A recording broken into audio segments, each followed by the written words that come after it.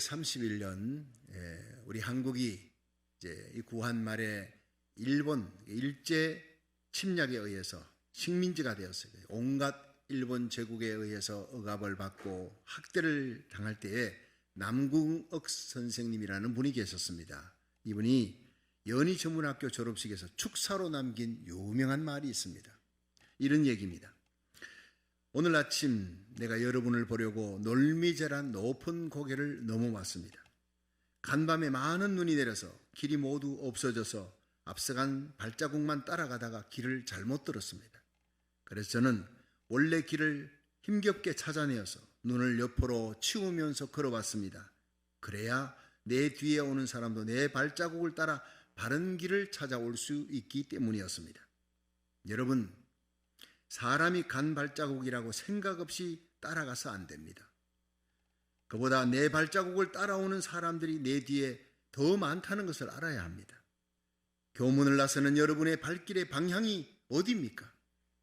우리는 불의를 행하는 강한 자에게 붙어서 부스러기 권세에 만족할 것이 아니라 약하고 억울한 자를 도와 그들을 강하게 만들어주고 세워주고 무너진 고국을 다시 세우는 것이 우리의 과업이요 사명이라고 생각합니다. 그 말에 모든 졸업생들이 숙연해지고 눈물을 걸성이고 가슴이 뜨거워졌다 합니다. 그 말을 가슴에 새긴 많은 사람들이 평생을 나라를 위해 헌신하는 애국자가 되었다고 합니다. 여러분, 우리들은 누군가의 발자국을 따라 여기까지 왔습니다. 또 누군가가 우리의 발자국을 따라 올 것입니다. 너무나 중요한 발걸음을 한 걸음 한 걸음 우리는 옮기면서 살아야 됩니다.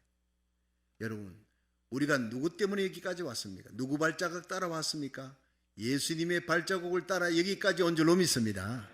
끝까지 주님 가셨던 길 어디든지 어린 양 예수 어디까지 가든지 따라가는 저와 여러분이 되기를 주의 이름으로 축원합니다. 주님 가셨던 길, 험한 길에 눈물의 길이, 가시밭길이 좁은 길이에요. 협착한 길입니다. 그러나 그 길이 바로 천국으로 가는 길.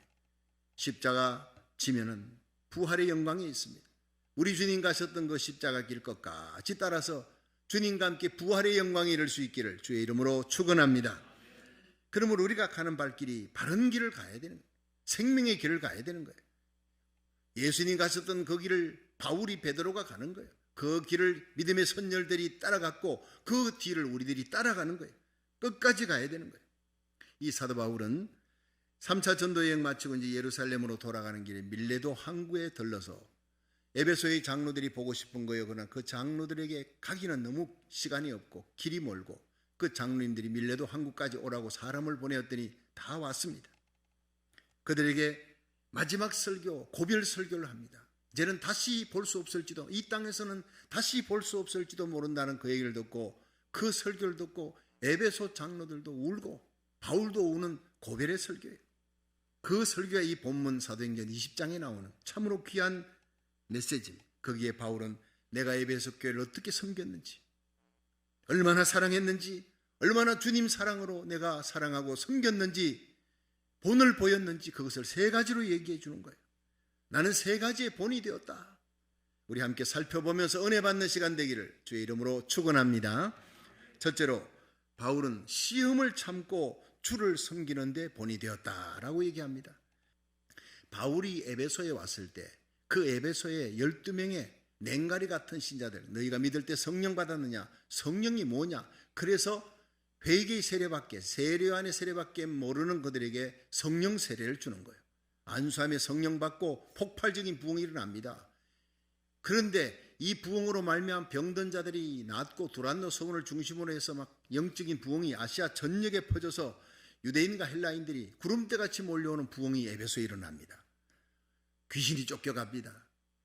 예수 이름으로 병든 자가 낫습니다. 희한한 능력들이 나타나는 이런 엄청난 능력과 함께 영적 부흥과 함께 마귀가 가만둘 리가 없죠.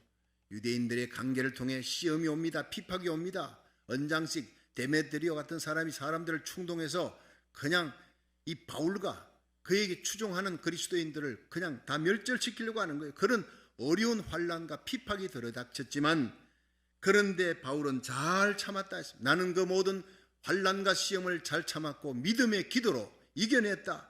주님의 몸된 교회를 섬겼다. 주님을 섬겼다 하는데 보이지 않는 주님을 어떻게 섬깁니까? 주님의 핏값으로 주고 산 교회 성도들을 그렇게 섬겼다는 겁니다. 주님 사랑하는 마음으로. 여러분, 자식 키우는 부모는 끝까지 자식을 포기하지 않습니다. 다른 사람들은 욕해도 나는 내 자식을 끝까지 책임지고 품습니다. 변화되고 새롭게 될 줄 믿고 기대하면서 포기하지 않는 게 부모님이. 이것은 누가 시켜서가 아닙니다. 그것은 본능입니다. 여러분, 부모가 자식 사랑하는 것은 동물들도 할 수 있는 거예요. 그건 본능에 속하는 거예요. 부모의 본질적인 심성이에요. 바울은 복음으로 나왔어요. 기도로, 눈물의 기도로 복음을 전해서 나왔던 에베소 교회 성도들을 어머니의 심정으로 섬기는 거예요. 인내하는 거예요. 성령의 열매인 거예요. 세계적으로 유명한 신학자가 있는데 벤자민 워필드 박사는, 이분은 34년 동안 프린스턴 대학의 교수로 지냅니다. 그런데 그 프린스턴 대학의 교수로 지냈던 34년을 이분은 많은 명절을, 아주 베스트셀러를 만들어내기로 유명한 사람이에요. 성령의 감동이 있는, 영감 있는 많은 신학 저술을 해서 목회자들에게, 전 세계 목회자들에게 굉장히 존경을 받는 분입니다. 그런데 그보다 더 유명한 것은 사고로 불구가 되어서, 평생 불구가 되어 자리에서 일어나지 못하는 아내를 예수님의 사랑으로 섬기는 것으로 유명한 사람입니다. 이 워필드 박사가 25살에 앤이라는 처녀를 사랑하고 결혼해서 신혼여행을 독일로 간 거예요. 마침 그 독일에 갔는데 강한 태풍이 불이 닥쳤어요. 길거리를 거닐다가 태풍 속에서 번개가 내리치는데 그 사랑하는 여인 애니가 번개를 맞아버린 거예요. 그 자리에 쓰러진 걸 병원에 급히 옮겼지만 영구적인 불구가 되어버립니다. 자리에서 일어날 수 없는 사람이 됩니다. 그러나 워필드 박사는 이 애니가 세상을 떠날 때까지 39년 동안을 지극정성으로 간호했습니다. 어떤 신문기자가 워필드 박사에게, 박사님은 책도 쓰고 교수도 하고 강연도 하고 너무 바쁜 일정에서도 어떻게 이런 긴 세월 39년을 불구가 된 아내를 섬길 수가 있었습니까? 그러자 박사는 이렇게 얘기했습니다. 로마서 8장 28절을 먼저 암송을 했어요. 우리가 알거니와 하나님을 사랑하는 자, 곧 그 뜻대로 부르심을 입은 자들에게는 모든 것이 합력하여 선을 이루느니라. 이렇게 성경이 기록하고 있지 않습니까? 나는 내 인생의 신혼여행 때 일어났던 그 사건, 상상도 못할, 꿈에도 못 꾸는 일이었습니다. 길 가다가 아내가 벼락을 맞았습니다. 번개 맞아서 죽지 않고 살았습니다. 불구가 되었습니다. 그런데 이 모든 일에 선하신 하나님, 사랑의 예수님이 내 인생길을 인도해 나가시는 목자가 그 일에 개입하고 있었다는 것, 나는 그 하나님의 절대 주권을 믿기 때문에 내 아내에게 일어난 이 사건에도 하나님의 선하신 뜻이 있음을 나는 믿었습니다. 그러므로 내 아내가 나에게는 가장 중요한 선교지입니다. 다른 곳을 가지 않아도 나는 내 아내를 선교지로 생각하고 주님을 섬기듯이 나의 선교 사역을 39년 동안 기쁘게 해왔을 따름입니다. 바로 이겁니다. 신앙으로, 믿음으로요. 다른 사람 눈에 보이기 좋게가 아닙니다. 하나님의 절대 주권이, 번개가 내리칠 때 거기에도, 아내가 다칠 때 거기에도 하나님의 간섭이 있었다는 거예요. 그것이 39년 동안을 주님을 섬기듯이 나의 아내를 섬겼다는 거예요. 기가 막힌 얘기입니다. 그렇습니다, 여러분. 워필드 박사가 39년을 그렇게 사고당해 불구가 된 아내를 섬길 수 있었던 것, 하나님의 주권이 그 가운데 역사했다는 것을 믿었던 믿음 때문에 워필드 박사는 자기 아내에게 일어난 모든 일을 하나님의 뜻으로 받아들이고 평생 39년을 아내를 주님 섬기듯이 섬겼다는 이 귀한 믿음의 고백이 저와 여러분의 고백이 되기를 주의 이름으로 축원합니다. 그러면 사랑할 수 없는 자가 없어요. 용서할 수 없는 자가 없습니다. 지지 못할 십자가가 없다는 것입니다. 여러분, 다른 사람들이 교수 생활하면서 단기 선교한다고 아프리카도 가고 동구권도 가고 가고 싶었지요. 선교사로 나가고 싶었지요. 그런데 이 워필드 박사는 나의 선교지는 내 아내다, 불구가 된 내 아내다, 나를 필요로 하는 내 아내다, 그러면서 그 선교지 아내를 잘 섬겼다는 거예요. 기쁘게 섬겼다는 거예요. 결혼 내내 그 바쁜 중에도 2시간 이상씩 집을 비운 적이 없을 정도로 예수님의 사랑으로 섬겼다고 하는 기록이에요. 여러분, 우리에게 중요한 것은 우리의 삶 속에 나의 손길을 간절히 필요로 하는 그 사람이, 그것이 바로 나의 선교지인 줄로 믿으시길 바랍니다. 멀리 아프리카, 멀리 여러분 인도네시아에, 중국에, 여러분 몽골 땅에, 여러분 선교지에, 공산권의 이슬람 땅에 목숨을 걸고 가는 선교사들은 참으로 위대한 사람들입니다. 그런데 그보다 더 위대한 사람은 바로 내 곁에 나를 필요로, 나의 손길을 필요로 하는 불쌍한 사람, 스스로 일어설 수 없는 사람, 소외된 사람, 방황하는 사람, 고통하는 사람, 그들이 바로 우리의 또한 가장 중요한 선교지인 줄로 믿으시길 바랍니다.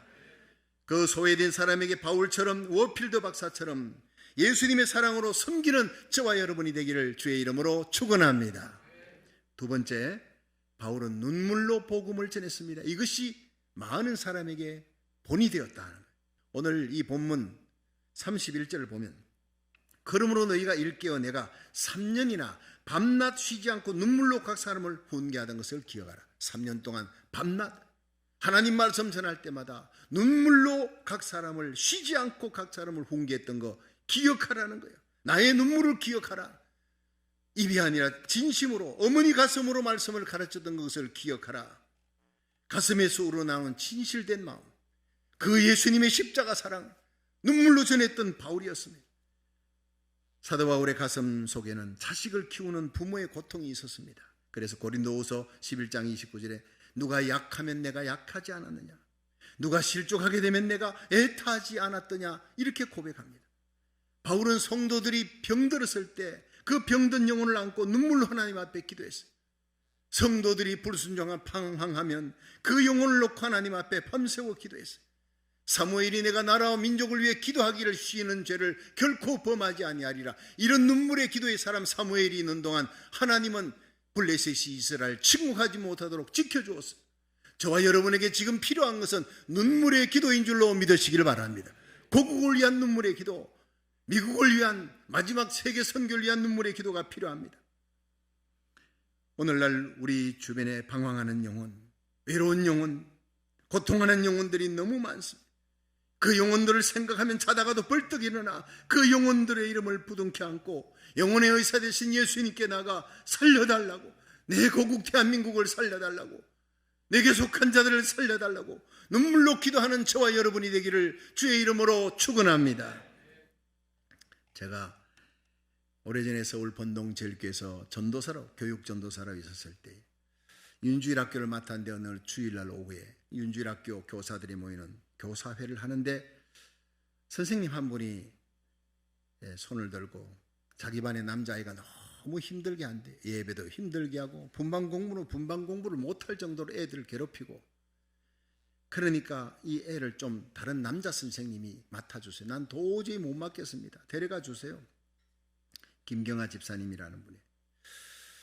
그래서 제가 그랬습니다. 선생님, 그 아이를 다른 반으로 옮기는 건 어렵지 않습니다. 다른 남자 선생님이 맡도록 조처할 수 있는데, 그 아이 새 학기 시작되어서 집에 신방을 한번 해보셨습니까? 했더니 못 해봤다는 거예요. 그러면 오늘 오후라도 당장 가서 그 아이의 집에 신방을 하고 그 다음 주일 얘기합시다. 이제 모임이 끝났습니다. 그 다음 주일 오후에 교사회가 되어서 김경아 집사님이 눈물 흘리며 간증을 했습니다. 여러분, 제가 지난 주일 전도사님이 말씀하셔서 바로 그날 저녁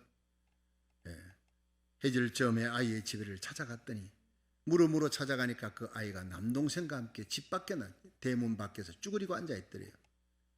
저녁 먹을 시간도 넘겼는데 저녁 먹었냐 했더니 안 먹었다는 거예요. 너희 밖에 있느냐 했더니 엄마를 기다린대. 아버지는 교통사고로 돌아가시고 엄마는 동대문 시장에서 리아카 장사를 하는데 엄마가 와야 밥을 먹을 수 있습니다. 들어가 봤더니 방이 냉가리와 같아요. 연탄이 하나도 없어요.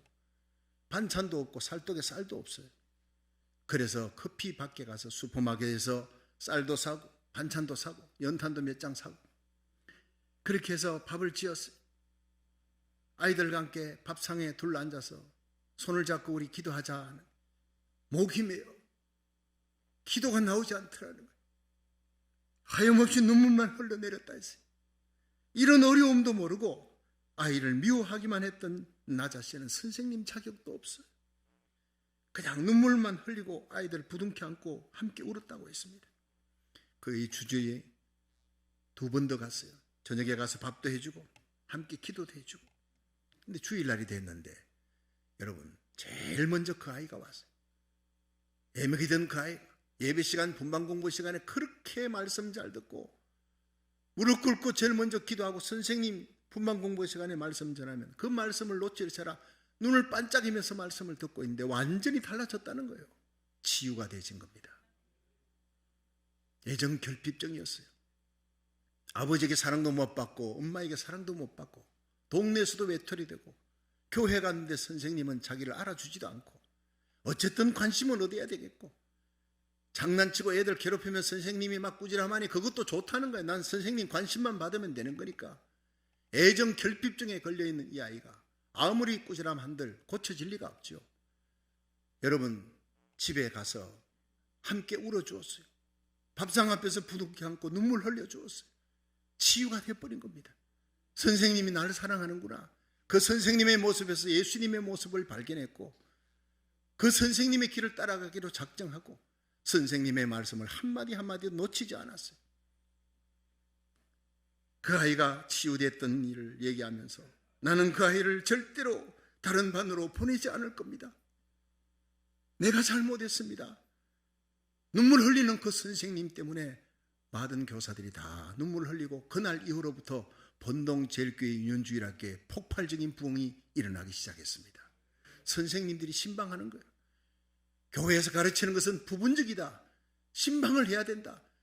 현장에 가서 아이들을 돌보고 아이들이 어떻게 살아가는지 무슨 아픔이 있는지를 살펴보고 학교 마치면 학교 대문 앞에서 아이들을 기다리는 선생님들 여러분 교회가 부흥합니다. 교회 학교가 1년에 3배로 부흥하는 역사가 일어났습니다. 할렐루야. 놀라운 부흥이었습니다. 예수님 사랑의 부흥, 십자가 사랑의 부흥, 신방의 부흥이었습니다. 제가 몇 년 전에 본동제일교회 담임 목사님 부흥회 강사로 와달라 해서 제가 갔습니다. 제일 궁금한 게 그 김경환 권사님이 돼 있더라고요. 찾아서 그 아이 어떻게 됐느냐 물어봤더니 너무 잘 됐다는 거예요. 아이가 잘 자라서 대학교에 사범대학을 나와서 지금 교사로 잘할 뿐 아니라 교회 학교 선생님으로 얼마나 잘 봉사하고 있는지 충성스러운 믿음의 사람이 되었습니다. 할렐루야. 그렇습니다. 눈물의 기도입니다. 중요한 것은 사랑을 안고 있는 눈물의 기도예요. 가락으로 드리는 예배, 가락으로 드리는 기도가 아닙니다. 가락의 찬송이 아닙니다. 가슴에 예수님 십자가 사랑을 안고 예배드리고 찬양하고 눈물로 기도할 수 있기를 주의 이름으로 축원합니다. 하루 종일의 기도보다 단 1분이라도 눈물로 하나님 앞에 통곡하는 기도, 히스기야 같은 기도, 죽을 병도 낫습니다. 한나 같은 기도, 소원의 기도가 이루어집니다. 우리의 눈물의 기도가 무너져가는 우리 고국을 살리는 역사가 일어나기를 주의 이름으로 축원합니다. 우리가 발을 딛고 있는 제2의 고국 이 미국 땅을 살리는 역사, 우리에게 속한 자를 살리는 역사 일어나기를 주의 이름으로 축원합니다. 우리의 눈물의 기도가 우리에게 붙여진 외로운 사람들을 믿음의 거장으로 만들 수 있습니다. 우리의 눈물의 기도가 교회 학교를 부흥시키는 부흥의 불씨가 되기를 주의 이름으로 축원합니다. 우리의 눈물의 기도가 교회를 부흥시키고 나라와 민족을 새로운 미스바 대부흥을 일으키는 부흥의 불씨가 되기를 주의 이름으로 축원합니다. 마지막 세 번째, 바울은 자신의 이익을 탐하지 않았어요. 이것이 다른 사람의 모범이 됐다는 거예요. 바울이 끝까지 훌륭한 사도의 길을 걸어갈 수 있었던 것은 바로 이것입니다. 탐심이 없었기 때문입니다. 너무나 귀한 메시지. 바울뿐만 아니라 모든 목회자뿐 아니라 모든 성도들의 가슴에 탐심이 십자가에 못 박혀질 때 거룩한 하나님의 사람이 될 줄로 믿으시기 바랍니다. 아간 발람 선지자가 버림받은 이유가 뭡니까? 탐심이에요. 물질입니다. 가룟 유다가 버림받은 것, 12제자 가운데서 하늘나라의 기둥이 될 사람이 버림받은 것은 물질에 대한 탐심이었어요. 재물을 탐하는 자는 반드시 망하게 되어 있어요. 여러분, 하나님은 믿을 대상이고 사람은 덮을 대상이에요. 사람은 사랑할 대상이에요. 사람 믿을 대상이 아닙니다. 물질은 다스릴 대상이에요. 물질 사랑하면 망하는 것입니다. 여러분, 물질이 있어야 베풀어주고 나누어주고 선교하고 구제함으로 여러분이 물질의 복을 받을 수 있기를 주의 이름으로 축원합니다. 저는 하나님 앞에 여러분이 영적인 복과 함께 물질의 복, 건강의 복을, 평강의 복을 받기를 날마다 기도합니다. 물질의 복을 받아야 베풀어줄 수 있으니까. 그러나 물질을 사랑하면 망하는 것입니다. 하나님만 믿을 대상인 줄로 믿으시길 바랍니다. 물질은 다스릴 대상이요, 사람은 여러분, 사랑할 대상이에요. 원수마귀만 싸울 대상이에요. 바울은 디모데전서 6장 10절에 돈을 사랑함이 일만 악의 뿌리라 했어요. 골로새 3장 5절에 탐심은 우상 숭배라. 하나님이 제일 미워하는 것은 교만이요, 탐심 두 가지입니다. 이 탐심이 뭡니까? 물질을 탐하는 거예요. 세상 기쁨을 탐하는 겁니다. 명예를 탐하는 겁니다. 이 탐심을 이길 수 있는 길이 바로 무엇이냐? 베풀어 주는 거예요. 나누어 주는 거예요. 그래서 예수님은 누가복음 6장 38절에 주라, 그러면 너희에게 돌려줄 것이니 곧 후히되어 누르고 흔들어 넘치도록 너희에게 안겨주리라 믿으시기를 바랍니다. 우리 교회 여러분 한 달에 7,000불 가량의 선교비가 나갑니다. 대단한 일입니다. 우리 성도들이 하나님 앞에 목적 헌금으로 내는 돈들이에요. 우리 교회 규모에 비해서 매달 7,000불이 나간다는 것은 이건 굉장한 일이에요. 24개 교회, 선교지 교회를 우리가 베풀어 줍니다. 저의 목표는 우리의 모든 예산의 절반이 선교비, 구제비로 나가는 것을 저는 제 목표로 하고 있습니다. 저는 대구 평강교에서 떠날 때 선교비와 구제비가 이미 모든 예산의 절반이 되었던 목표를 이루고 저는 이민교회 목회를 시작했기 때문에 반드시 이루어질 줄로 믿으시기 바랍니다. 주면, 선교하면, 구제하면 그 놀라운 축복, 누르곤도로 넘치도록 돌려주리라는 복을 성도들이 받기 때문입니다. 여러분의 삶 속에 복받는 교회, 여러분 베풀어주는 교회, 나누어주는 교회가 되어 여러분이 복받아 더 많은 선교사, 더 많은 구제할 수 있는 교회 되기를 주의 이름으로 축원합니다. 바울은 예수님을 만나기 전에는 사울이었어요. 자기가 높아요. 최고였습니다. 사울이었습니다. 그러나 예수님 만난 후에 바울, 나는 작다. 사울은 크다요. 나는 십자가에 못 박혔다. 다메섹에서 예수님을 만난 이후 십자가에 자신을 못 박고 일평생 예수님 치며 예수님처럼 나누어주며 베풀어주며 목숨까지 바치며 살아갔어요. 이것이 성령의 사람에게 나타나는 아름다운 열매, 주는 것입니다. 갈라디아 2장 20절에 보면 내가 그리스도와 함께 십자가에 못 박혔나니 그런 적 이제는 내가 사는 것이 아니요 내 안에 그리스도께서 사신 것이라. 이제 내가 육체 가운데 사는 것은 나를 사랑하사 나를 위해 자기 몸을 버리신 하나님의 아들을 믿는 믿음 안에 사는 것이니라. 이러한 삶이 저와 여러분의 삶이 되기를 주의 이름으로 축원합니다. 일본의 성자를 걷는 가가와 도요이코가 젊은 날 예수님을 영접했습니다. 근데 젊은 시절 빈민가에서 자랐기 때문에 빈민가에서 개척교회를 시작했어요. 그러니까 거기 오는 사람들이 다 뻔합니다. 도박꾼들이, 노름꾼들이 오지요. 알코올 중독자들이 오지요. 전과자들이 오지요. 과거에 막 살인자 이런 깡패들이 몰려오지요. 마약 중독자들, 장녀들, 이런 사람들이 그냥 교인이에요. 찬송도 잘 못합니다. 가가바 도요이코만 열심히 노래를 부르고 찬송하다 보면 술주정꾼이 와서 오바이트를 하고 술 냄새 펄펄 풍기고 그리고 도박꾼이 앉아 있습니다.